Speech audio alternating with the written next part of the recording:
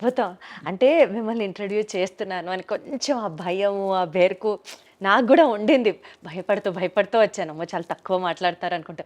కానీ కెమెరా సాక్షిగా చెప్తున్నాను సార్‌ని కలిసిన తర్వాత అసలు ఈ ఇంటర్వ్యూ ఎంత జాయ్‌ఫుల్‌గా, హ్యాపీగా అసలు నాకిప్పుడు టెన్షనే లేదు రాఘవేంద్రరావు గారు. ఆ స్ట్రెస్ అంతా పోయింది. ప్రశాంతంగా మాట్లాడుతున్నట్టుంది మీతో.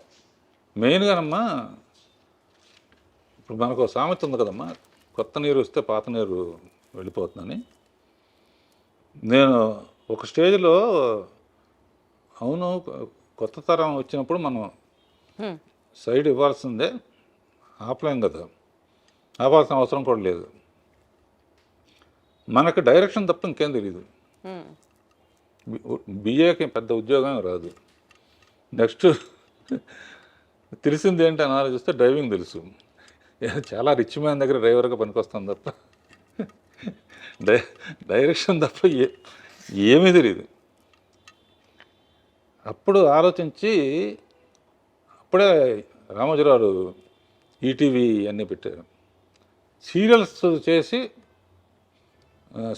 శిష్యులకు అప్పచెప్పి రష్ చూసి అప్పుడప్పుడు షూటింగ్ దగ్గరికి వెళ్ళి మ్యూజిక్ చేసి సినిమాలాగానే ఉంటుంది అని శాంతినివాసం అని మొదలుపెట్టి రాజమౌళిని డైరెక్టర్గా పెట్టాము.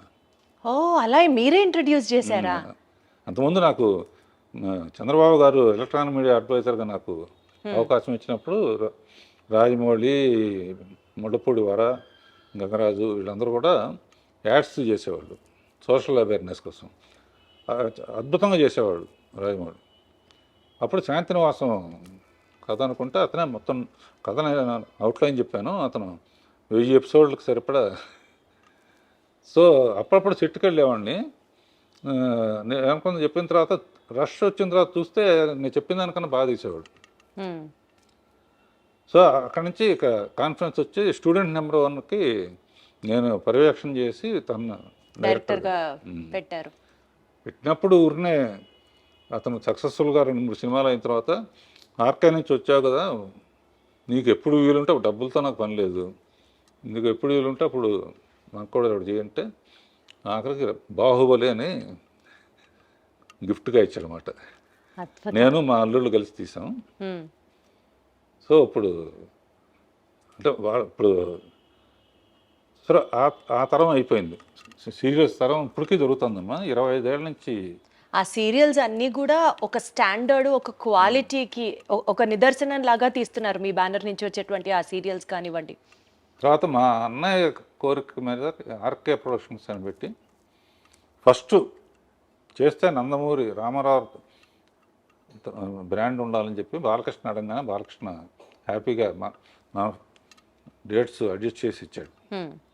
అలా ఆర్కే బ్యానర్లో మా అన్నయ్యతో అల్లరమొగుడు, అల్లరిపోయుడు కొన్ని ఫెయిల్ అయినా కొన్ని సక్సెస్ఫుల్గా. అండ్ మా అన్నయ్య గారి పిల్లలు మా పిల్లలు అందరూ కలిసే పెరిగారు కనుక అంతా జాయింట్ ఫ్యామిలీ లాగా. Successful joint family. అంటే మీరు ఎక్కడి నుంచి వచ్చారంటే రాఘవేంద్రరావు గారు, ప్రాపర్‌గా ఆ ఫ్యామిలీ ఎథిక్స్, బాండ్స్, లైఫ్‌లో కొన్ని వాల్యూస్ ఇవన్నీ పాటిస్తూ ఈ స్థాయికి వచ్చారు కాబట్టే మేమందరం ఇవాల్టి రోజున అంత గౌరవంగా, గర్వంగా మీ వైపు చూస్తాం. That's all because of your brought up, మీ వాల్యూస్, మీ ఎథిక్సే ఇవన్నిటికీ కారణం అనిపిస్తుంది నాకు. మిమ్మల్ని ఇలా కలవడం, ఇంటర్వ్యూ చేయడం అసలు నాకు వేరే లెవెల్‌గా ఉంది. మీ సినిమాలో చాలా వేరియేషన్స్ ఉంటాయి. యాక్షన్, డ్రామా, కామెడీ, రొమాన్స్, జానపదం, మైథాలజీ ఇలా చెప్పుకుంటూ పోతే లిస్ట్‌కి కామా, కామా, కామా యాడ్ చేసుకుంటూ వెళ్ళాలి. వీటిల్లో మీకు బాగా నచ్చిన జానర్ ఏది? నాకు అన్ని జానర్స్ ఇష్టం అమ్మా. ఏది చేసినా సిన్సియర్గా చేస్తాను. హ్మ్. అసలు కామెడీను గ్లామర్ లేకుండా అసలు ఆలోచన అసలు ముందు. కామెడీ, గ్లామర్ లేకుండా సినిమా ఉండదసలు. ఎందుకంటే జస్ట్ అబ్జర్వ్, అన్నమయ్య సినిమాలో కూడా 2 క్యారెక్టర్స్ని పెట్టి గుండు హనుమంతరావు బ్రహ్మానందని పెట్టి, అంటే తర్వాత మోహన్ బాబు సేఫ్టీ అంటే అన్నీ ఉండాలి అనే ఒక స్ట్రాంగ్ బిలీఫ్ అమ్మా నాకు. రాఘవేంద్రరావు గారి సినిమా అంటే ప్రేక్షకుడికి ఫుల్ మీల్స్ అంతే. అది మెయిన్ ఉద్దేశం అమ్మా. ఎప్పుడన్నా హారర్ కానీ సస్పెన్స్ థ్రిల్లర్ కానీ అలాంటివి ట్రై చేశారా అండి? అసలు మీకు ఇష్టమా అవి? అది ఆర్ఆర్ సినిమా చూస్తే తల దించుకుంటాను నేను. అది దెయ్యం వస్తుందని తెలియగానే డాన్ మ్యూజిక్ రాగానే అట్లా చూడండి అనమాట. ఆ సౌండ్ అయిపోయిన తర్వాత లేస్తాను. ఊరిని శాంపుల్కి వేటగాడిలో ఒట్టి నిజం హారర్ కాదు, ఒక బంగ్లాలో నుంచి నేను వేయడం ఇది పాటలాగా ఇది పువ్వులు పూయిన తోట అని ఫైనల్ కాదు, అక్కడ మదరే విడిపిస్తాడని. అంతకన్నా ఇంకా అంతకన్నా హారర్ జోన్లోకి వెళ్ళారు అసలు? అది చూడండి అసలు.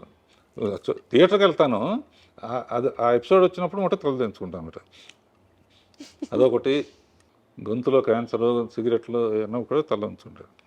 సో అసలు అలాంటివి కూడా చూడరు? అంటే ఏదైనా అన్ప్లెజెంట్ అనిపించింది అసలు చూడరు యూజువల్గా? బాధ వేస్తుంది, వచ్చింది ఎంటర్టైన్మెంట్ కోసం.